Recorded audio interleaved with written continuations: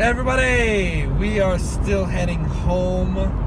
We are in Richmond. Traffic has been pretty terrible, but we are making it slowly and steady. So it's time for another on the road video. I got Brax in the back. I've got... Surprised the members haven't changed. Yeah, I mean, surprise. So as you probably know. And we're answering your questions, and we got a little topic we want to bring up that we were talking about in the car for a second. And so let's get started. Ryan, what's the first question? So our first question is, how do we think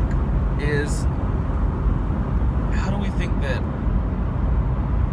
clans like Pale Moon will be able to use G-Guardian effects to possibly guard from the soul? And so, Jose, why don't you take this one? I've kind of always wanted that. I kind of wanted that before G-Guardians. I wanted some kind of mechanic where each clan could use what they're best at doing for themselves. But I do like the idea that, you know, certain G-Guardians for Pale Moon or for Genesis, even Dark Irregulars to a certain extent, either PGs or G-Guardians or something lets you guard from the soul, especially, or in the case of Grand Blue, some kind of way where they can guard from the drop zone would be nice. Maybe normal. I think Braxton, you brought up like it being normal units instead of non-sentinel normal units to avoid trigger, you know, just triggered stuff and other things like that. And I think that'd be really cool and techy, and it'll play to each of the strong suits of the clans. Grand Blue kind of got one of those with the recent G-Guardian, which allows you to call a Ghosty from the drop, but then your G-Guard just gets plus 10k anyway, so he's more of a... He doesn't guard from the soul, it just kind of does Grand Blue things. Wait, does it call the Ghosty to the Guardian Circle, or does it calls it to an open rear. Well, that's kind of cool. Yeah, I mean, it's helpful. Does it die at the end of the turn, or no? I'm assuming it doesn't. I mean, you can hollow it if you want to, and there's some wacky plays you can do with that. Yeah, probably. Cannoneer or something. Or no, which was one that kills a dude? Oh, it's not a Ghosty. Those are Ghosties. Right. You can do like... Ghosty Cannoneer. BT9, it's coming. There's a couple of funny things you can do with that. Time to make Ghosties a Ghosty. To allow you to... I think you can draw cards with it. I've heard about some places for some of the Grand Blue players in heads. Yeah, I'm sure. So... But yeah, if we were to see a G-Guardian that allowed you to add guard from the soul, in Genesis, if we were to get that effect in that clan, I would see it being any unit, or non-sentinel specifically, because if you soul charge triggers, what are you going to do with them? I mean, I guess you'll soul blast them, but at least do something with it, right? Yeah, right. Plus, it's balanced by the fact that you need your soul in Genesis, so... That's right, I agree. I guess. I like counterbalancing my cards that way, that limit your options but still advancing or using your mechanics on them. That makes sense. I agree. In Pale Moon, maybe it would be... Oh no, this effect is way too strong. But what if it was like guard with something from the soul, take something from your drop zone, put it back in your soul? No. Yes. No. Strong. Okay, you want to know? You want to know? I don't want to start messing with Catherine and something like that. Another question is, what do you need to get Pale Moon back in the meta? Give your units back when they die. Yes. No, G-Guardians, So that was another question as well. Lightning. We get a lot of meta questions like, what does X deck need to be good? Just give it like one silly thing you can do on your opponent's turn, and every deck is busted. Super silly though. It's gotta be super silly. Super silly. Also like an epic stride. Every deck needs an epic stride, but an epic stride.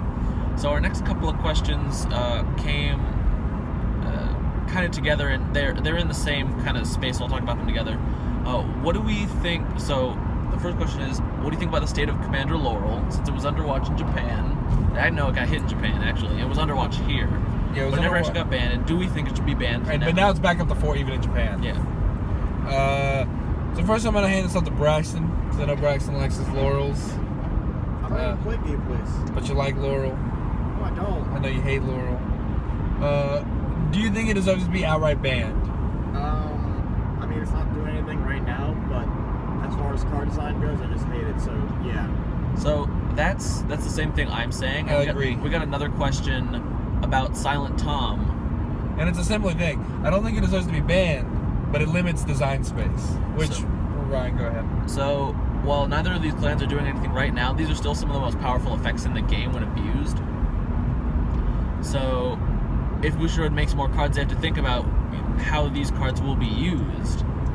And so we hope that that's what they think. We're gonna make a separate video back in our studio. I guess. It sounds better that way, doesn't it? In our studio. About Bushiroad's.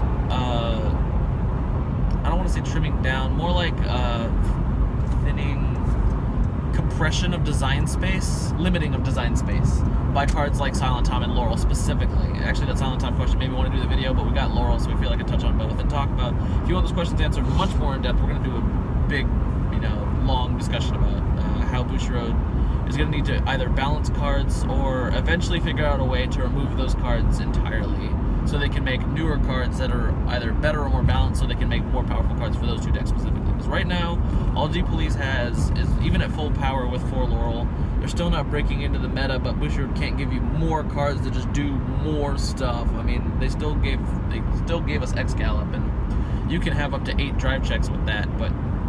Or like Legion meta, you think about like why Nova's never really got another good Legion. Mm-hmm. It's because Kepler was there. And Exactly. It was like, we had to limit design space. But cards like that limit design space because they just happen to work with newer things, right, is really starting to get onto Bushiroad. That's why those clans that have those super powerful cards, but it's just that one card that limits design space, it's edging those clans out hard. So OTT, D-Police, and Nova Grappler's really falling off because, well, in their respective times, I guess. Nova Grappler's being much earlier, they're okay now. But OTT is just like... I'm not sure that's Silent Tom's fault, but I feel like he's partially to blame. Yep, you gotta run Silent Tom. But he's too good not to run. That's the thing. And moving on to the topic, there was a spoiler we actually never covered. Even though it was very interesting. Forever ago, and we actually had like a little bit of a talk on it when it dropped, and I still think it's a very interesting card, and I think it's something unique, and I really like the idea of it. So, I forget its name. Thunder Element Goloro. Thunder Element Goloro. A Cray Elemental critical trigger. It's a Cray Elemental critical trigger. I don't know why I'm repeating Ryan, but it's... I'm just interested. It's basically GB1, and when you're paying the cost for Stride, it gets grade +2, so it's a grade 2 for Stride. And then its second skill is if the Guardians... If on the Guardian there are 0 Guardians in the Guardian Circle, then you can't call this the guard. Basically, you have to call, if you want to guard with this crit, you have to call something else as well. Yeah, it can't be the only thing in the Guardian Circle. So, I think this is a good... It's a really tough decision. It's a very rough balance. This is a very... I wouldn't call it overbalanced, because it's teetering on the razor's edge here. If it said gets grade +3, this card would be so much better. Oh, but then it wouldn't be balanced. It'd be barely balanced at all. Because I'd be kind of like never wanting to call that to guard anyways, unless it was a huge attack, in which I'd be using multiple guard anyway. You know what I mean? But I think the grade +2, because that means you're still going to need something to Stride. But if you want to use it to guard, you still have that option. It's just going to cost you a little bit more. But I want to get Braxton. What's your insight on this critical trigger? The Cray Elemental crit? Yeah, Yes. Goloro. I like it. At the same time, just like I can't guard with you. So. But you can guard with it. Right. So I have to play another card first. Right. So I mean, think about how many times in the game state right now. I mean, maybe before grade 3, but like after grade 3, you're really not guarding with just a 10K. Let's take Kagero for example. I mean, if they put triggers on something, you can Bellog it away, and so you need to play Bellog. You use your useless burnouts and Neoflame to intercept with Bellog. Or, I mean, you can intercept first and then call it. You could intercept. You can do that, and that's fine. Basically, That's fine. I mean, it helps you with your 15s. Now, I'm going to say, I don't think this is a 4 of. Oh, God, no. No, I wouldn't play this more 2. I would definitely run this as maybe a 2 of. Depends on which decks, too. If you're highly Stride reliant, you really can't survive without it. Or maybe anything that has a really restricted grade 1 space, and you just find yourself needing to play something like... Thanks, Mr. Truck. You can play less than 4 Stride fodder, or like 3, or... If you end up running 3 Stride fodder, yeah. If, for example, you're running, like...